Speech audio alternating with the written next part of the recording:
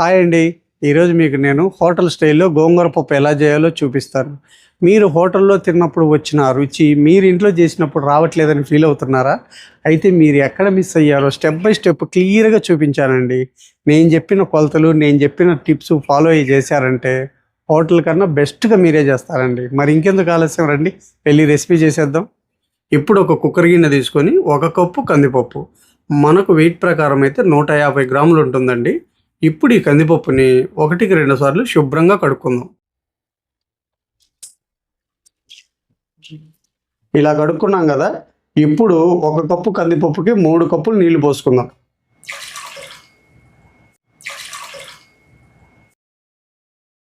ఇందులోనే ఒక 5-6 పచ్చిమిర్చి ముక్కలు, 1 teaspoon oil, 1/2 teaspoon పసుపు.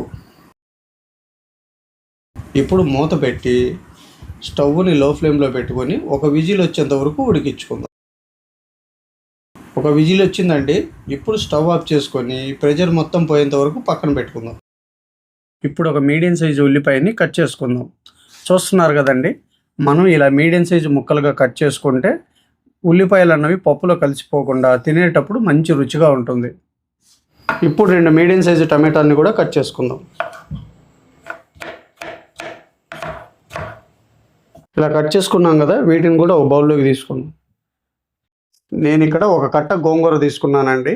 మామూలుగా ఒక్కొక్క ఏరియాలో ఒక్కొక్క విధంగా కట్టలు కడతారు కదా, ఇది వెయిట్ ప్రకారం అయితే కనుక 50 గ్రాములు ఉంటుంది. దీన్ని 1కి 3 సార్లు శుభ్రంగా కడుక్కుందాం. మనకు గోంగూర అనగానే ఇసుక మట్టి కంపల్సరీ ఉంటుంది కాబట్టి ఖచ్చితంగా 1కి 3 సార్లు కడుక్కోవాలి.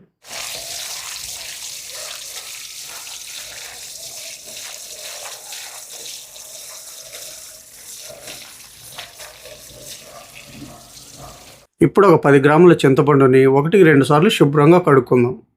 ఇలా కడుక్కున్నాం కదా, ఇప్పుడు చింతపండు మునిగేంత వరకు నీళ్లు పోసి నానబెట్టుకుందాం. మీరు అనుకోవచ్చు, ఏందండి గోంగూర పప్పులో చింతపండు వేస్తున్నారు అని. మనకి ఎండాకాలం అయితే కనుక పులుపు కరెక్ట్గా ఉంటుందండి గోంగూరలో.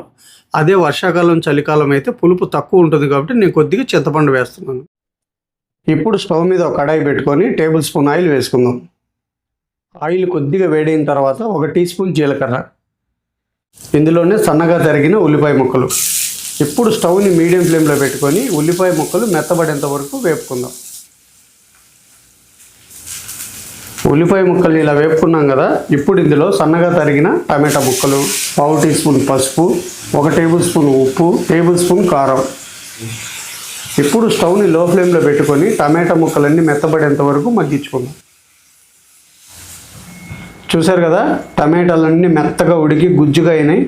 ఇప్పుడు ఇందులో మనం ముందుగానే కడిగి ఉంచుకున్న గోంగూర, అలాగే మనం ముందుగానే నానబెట్టి ఉంచుకున్న ఈ చింతపండు పులుసు. ఇప్పుడు స్టవ్ని మీడియం ఫ్లేమ్లో పెట్టుకొని గోంగూర మెత్తబడేంత వరకు ఉడికించుకుందాం.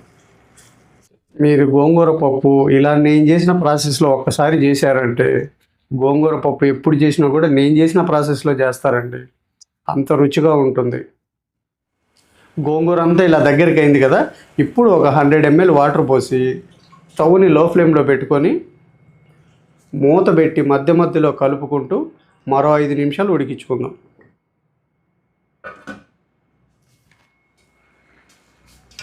ఐదు నిమిషాలు ఇలా ఉడికించుకున్నాం కదా, చూశారు కదండి, గోంగూర కూడా చక్కగా ఉడికిపోయింది. ఇప్పుడు ఇందులో మనం ముందుగానే ఉడికించి పెట్టుకున్న ఈ కందిపప్పును వేసుకుందాం.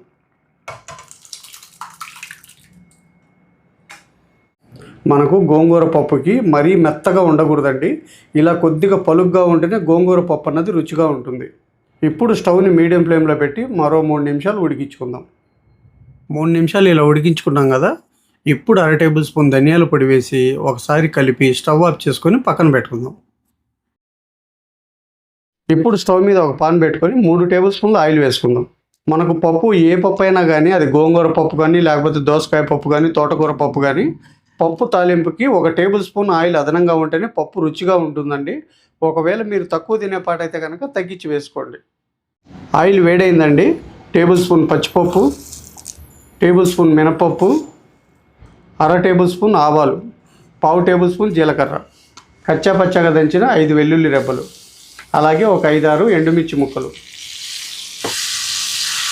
ఇప్పుడు ఇందులోనే కొద్దిగా ఇంగువ, అలాగే 2 రెబ్బలు కరివేపాకు.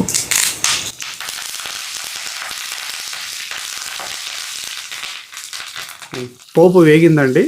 ఇప్పుడు పప్పులో వేసుకొని కొద్దిగా కొత్తిమీర కూడా చల్లి మూత పెట్టి ఒక 2 నిమిషాలు వదిలేస్తే ఈ పోపు ఫ్లేవర్ అంతా పప్పుకు పట్టి మంచి రుచి వస్తుంది. మరి మీరు కూడా నేను చేసిన పద్ధతిలో ఒకసారి చేసి అది ఎలా వచ్చిందో నా కామెంట్ సెక్షన్లో చెప్పండి. వీడియో నచ్చితే లైక్ చేసి షేర్ చేసి మన ఛానల్ని సబ్స్క్రైబ్ చేసుకోండి. మళ్ళీ రేపు ఒక మంచి రెసిపీతో మీ ముందుకు వస్తా. Thank you.